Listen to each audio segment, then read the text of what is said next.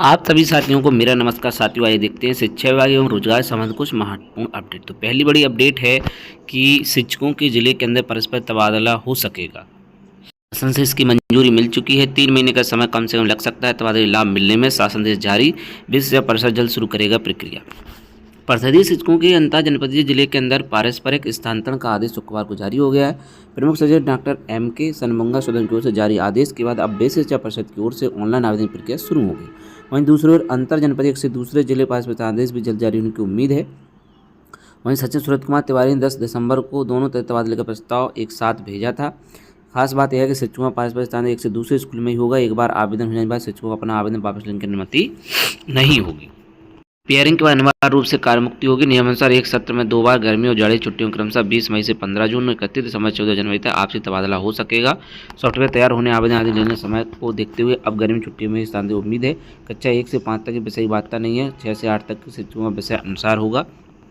जिले के अंदर तबादले में कम से कम 3 महीने का समय लगेगा। पहले शिक्षकों को मानव संसाधन पोर्टल अपना विवरण अपडेट करने का मौका मिलेगा।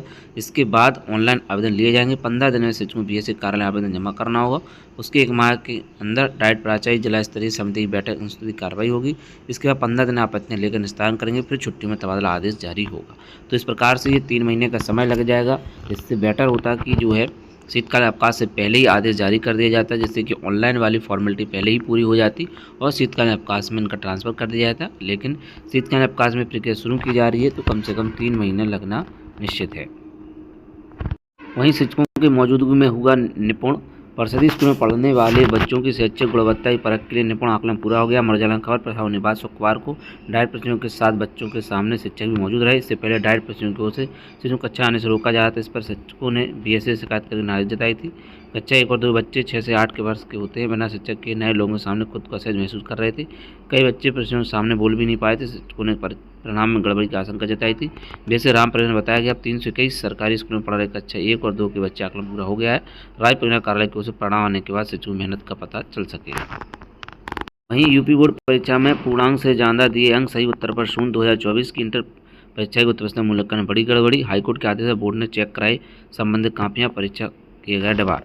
यूपी बोर्ड की वर्ष 24 की उत्तर पुस्तिका में मूल्यांकन कुछ परीक्षकों एवं उप प्रधान परीक्षकों द्वारा गड़बड़ी किए जाने बड़ा मामला सामने आया। इंटरमीडिएट की कक्षा उत्तर पुस्तिका में प्रेजेंट के लिए जहाँ निर्धारित पूर्णांक से अधिक अंक दिए गए, तो वहीं सही उत्तर पर शून्य अंक अंकित किए गए।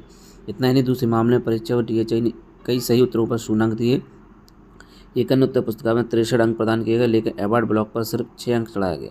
इसे गंभीर लापरवाही मानते हुए बोर्ड की परीक्षा समिति संबंधित परीक्षा और DHI को परीक्षा कार्य से डिबार कर दिया है। वहीं इंटरमीडिएट परीक्षा परिणाम के बाद कुछ परीक्षार्थियों में कम अंक मिलने पर RTI के माध्यम से अपनी उत्तर पुस्तिका देखी तो हैरान रह गए, क्योंकि मूल्यांकन में बड़े स्तर पर विसंगति हुई थी। इसके चलते कम अंक मिलने की शिकायत लेकर कुछ परीक्षार्थी हाईकोर्ट चले गए। हाईकोर्ट ने बोर्ड के आदेश दिया कि याचिका परीक्षार्थियों की उत्तर पुस्तिका देखकर सही अंक प्रदान किए जाएं। कोर्ट के आदेश क्रम में बोर्ड ने परीक्षण का इसमें पाया कि परीक्षा और DHI के स्तर से त्रुटिपूर्ण उल्लंघन किया गया। परीक्षा DHI बने आगरा के चहारवटी इंटर कॉलेज अकोला के हरिओम शर्मा, आगरा के ही गवाल वर्मा, आदर्श इंटर कॉलेज जगनेर के नितिन कुमार ने 2 प्रश्नों पूर्णांक 10 व 4 अंक के सापेक्ष जो है क्रमशः 14 अंक दिए थे। इतना ही नहीं, उन्होंने 2 अंक के सही उत्तर पर कोई अंक नहीं दिया है। तो ये बड़ी गड़बड़ी सामने आई है। वहीं RTI में 31 जिलों में आए 1000 से कम आवेदन, मांगा जवाब। 24 जिलों में 500 से भी कम फार्म आए, भेजी गई नोटिस। दूसरे चरण में दाखिले प्रक्रिया 1 जनवरी शुरू होगी। शिक्षा का अधिकार अधिनियम RTI के तहत निजी स्कूलों में गरीब परिवारों के बच्चों को दाखिले के लिए जिन जिलों में कम आवेदन प्राप्त हुए, उनके जिले विशेष शिक्षा अधिकारी नोटिस भेजकर उनसे जवाब मांगा गया है। तो RTI के तहत निजी स्कूलों में गरीब बच्चों की दाखिले प्रक्रिया चल रही है। प्री प्राइमरी कक्षा 1 में प्रवेश के लिए पहले चरण में कुल इतने आवेदन प्राप्त हुए। इनमें से इतने आवेदन सही पाए गए। लॉटरी माध्यम से 71,300 के बच्चों से सीटें आवंटित की गई हैं। वहीं इटावा के एक स्कूल में 3 बच्चों को पढ़ा रहे 3 अध्यापक। शिक्षा के अधिकार अधिनियम 2009 के मानकों को चढ़ा रहे जिले के कई परिषदीय विद्यालय। जिले में 37 ऐसे स्कूल हैं जहाँ शिक्षा मित्रों को मिलाकर शिक्षकों की संख्या छात्रों से अधिक है। तो इस प्रकार से जो है ये समायोजन नहीं होने की वजह से ये प्रक्रिया है।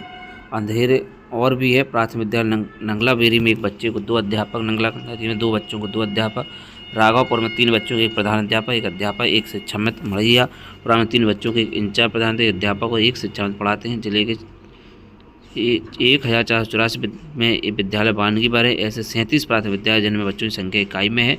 मसलन चक्रानगर ब्लॉक के प्रतापपुर में 8 बच्चों, 4 अध्यापक, 1 शिक्षा में तैनात हैं। इस संबंध में बीएससी साहब का कहना है कि शिक्षकों के समाजन स्थानांतरण प्रक्रिया अरसे से लंबित है। हम बगल के विद्यालय में शिक्षकों का समाजन स्थानांतरण नहीं कर सकते। ऐसी विसंगति को दूर करने के लिए शासन निर्देश और बीएससी परिषद सचिव का मार्गदर्शन आवश्यक है। माध्यमिक शिक्षा निदेशालय में धरने पर बैठे रहे तदर शिक्षक। प्रदेश के अशासकीय सहायता प्राप्त एडेड माध्यमिक विद्यालयों से हटाए गए तथा शिक्षक अपनी बहाली और वेतन जारी करने के लिए शुक्रवार को माध्यमिक शिक्षा निदेशालय में धरने पर बैठे रहे। शिक्षक इस मामले में जल्द सकारात्मक निर्णय न होने पर आंदोलन तेज करने की चेतावनी दी है। 18 दिसंबर धरने पर बैठे तथा शिक्षकों ने शुक्रवार को पूर्व प्रधानमंत्री मनमोहन सिंह ने 2 मिनट का मौन रखकर सुसंवेदना व्यक्त की। साथ ही शुक्रवार को याचना कार्यक्रम स्थगित कर दिया। माध्यमिक शिक्षक संघर्ष समिति प्रांतीय संयोजक राजमणि सिंह ने कहा, लगातार याचना कार्यक्रम चल रहा है। उन्होंने कहा, जब तक हमारी मांग पूरी नहीं होगी तब तक याचना कार्यक्रम चलता रहेगा। धरने में समिति के प्रदेश महामंत्री प्रभात कुमार त्रिपाठी आदि उपस्थित रहे। आसानी से नहीं निकाले जा सकेंगे एडेड स्कूलों के शिक्षक। सेवा संबंधी सदस्य जोड़ने के लिए शिक्षक सेवा चयन आयोग ने शासन को भेजा प्रस्ताव। सहायता प्राप्त माध्यमिक विद्यालयों के शिक्षकों को सेवा सुरक्षा और पदोन्नति मामले में जल्द ही राज्य सरकार निर्णय करने जा रही है। इससे एडेड स्कूलों के शिक्षकों को प्रबंध तंत्र अब आसानी से नहीं निकाल सके, साथ ही उनकी प्रोन्नति का रास्ता भी साफ हो जाएगा। उत्तर प्रदेश शिक्षा सेवा आयोग ने शासन को उत्तर प्रदेश सेवा चयन आयोग अधिनियम 2003 में माध्यमिक शिक्षा चयन बोर्ड अधिनियम 1982 धारा 18 और 21 को शामिल करने का प्रस्ताव शासन भेज दिया है। कैबिनेट मंजूरी मिलने के बाद एडेड एवं राजकीय माध्यमिक विद्यालयों में करीब 82,000 शिक्षकों को लाभ होगा। उत्तर प्रदेश शिक्षा सेवा चयन आयोग के गठन के पूर्व में गठन उत्तर प्रदेश माध्यमिक शिक्षा सेवा आयोग स्वतः ही निष्क्रिय हो गया। पुराने माध्यमिक शिक्षा आयोग में नियम अधिनियम 83 धारा थी, जिसके माध्यम से शिक्षकों को सेवा सुरक्षा हासिल थी। इन धारा उल्लेख नए गठित आयोग के नियम होने से रह गया। इस त्रुटि के कारण शिक्षकों को विशेष कर सहायता प्राप्त स्कूलों से चुनौती घटना पड़ गई। सैकड़ों स्कूल प्रबंधन सैकड़ों शिक्षकों को किसी न किसी प्रकार बाहर का रास्ता दिखा दिया। प्रबंधन द्वारा शिक्षकों को नौकरी से निकाल जिन घटना बढ़ने शिक्षा संघों सेवा सुरक्षा की मांग करते हुए माध्यमिक शिक्षा सेवा आयोग 1982 धारा 18 21 जो सेवा सुरक्षा प्रदान करती हुए नव गठित शिक्षा सेवा चयन आयोग 23 के नियमों उपनियम प्रयोग करने की मांग की है।